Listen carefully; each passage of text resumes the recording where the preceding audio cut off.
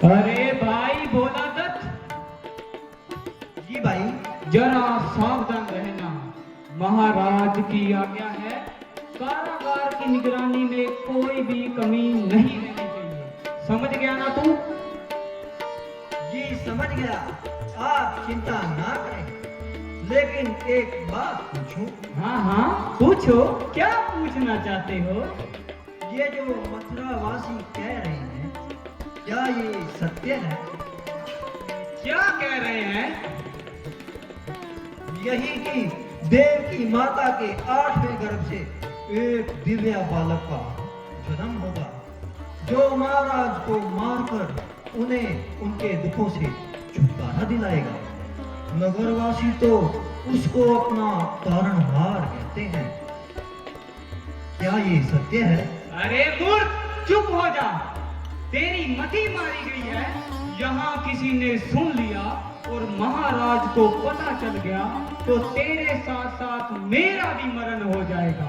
मथुरा वालों का कारण तो पता नहीं, उससे पहले तेरी और मेरी गर्दन काट दी जाएगी।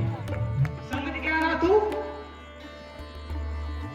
जी बिल्कुल समझ गया, लेकिन आपने बताया नहीं कि क्या वो आएंगे? अरे मतिमंद, कौन आएंगे? वही तारणहार नारायण। अरे मतिमंद, चुप हो जा, चुप हो जा। क्यों अपने साथ साथ मेरी भी नैया डबोने को लगा है? हमारा धर्म है सिर्फ महाराज की आज्ञा का पालन करना और 2 वक्त का अनाज खाकर सो जाना। उसके अलावा हमें नारायण नारायण का कुछ पता नहीं। जा और ठीक से पहरा दे। ठीक है भाई, जाता हूँ। जा, जल्दी जा।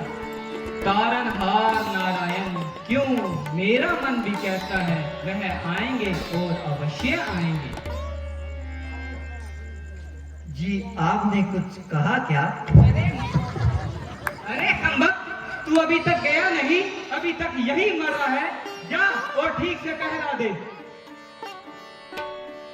जाता हूँ, लेकिन मुझे मेरे प्रश्न का तो उत्तर मिल गया।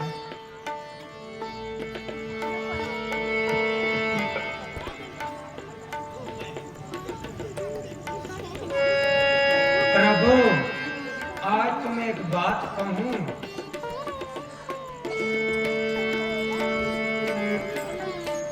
कहो देवी।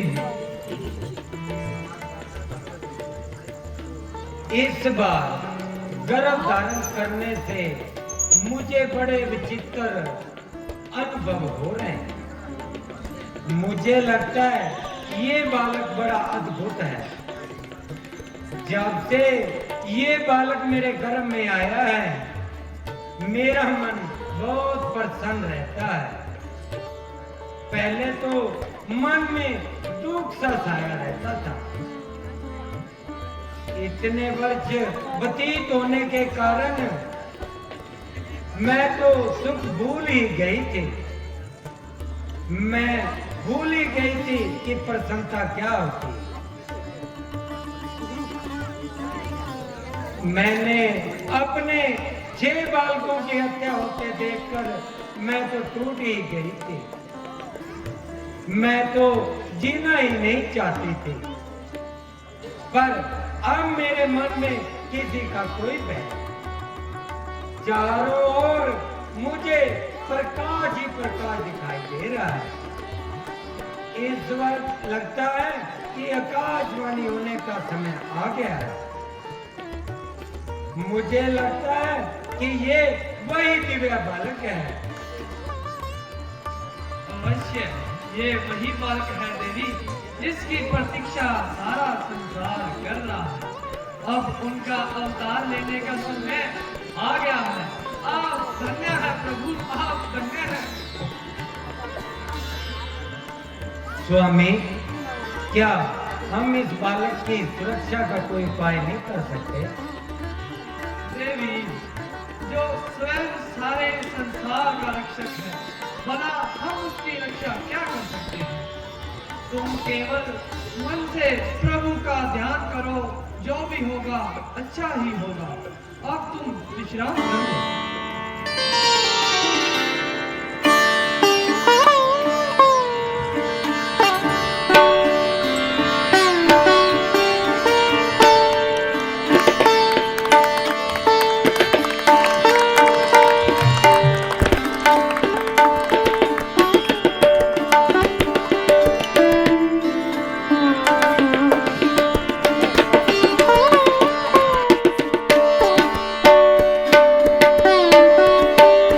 वासुदेव,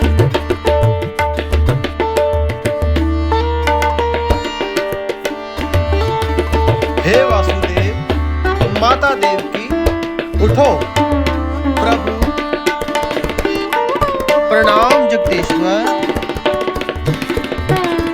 हे वासुदेव, आज से हजारों वर्ष पहले तुम सुप्ता नाम के प्रजापति थे और देवी देवकी आपकी पत्नी थी।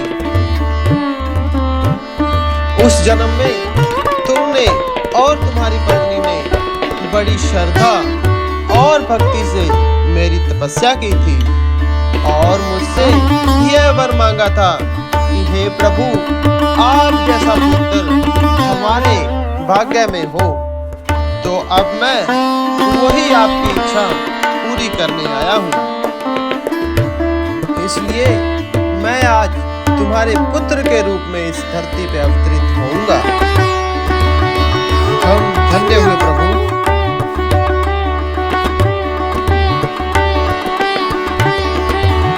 हे वासुदेव, अब शांत चित्त होकर मेरी बात सुनो।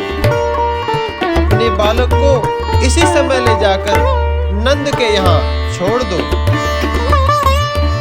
वहाँ नंद पत्नी यशोदा ने एक पुत्री को जन्म दिया है। तुम उस कन्या को अपने साथ ले आओ। मेरी माया की वजह से सभी कार्य संपन्न होने के बाद तुम्हें कुछ भी याद नहीं रहेगा। अब शीघ्रता करो वासुदेव, तुम्हारा कल्याण हो।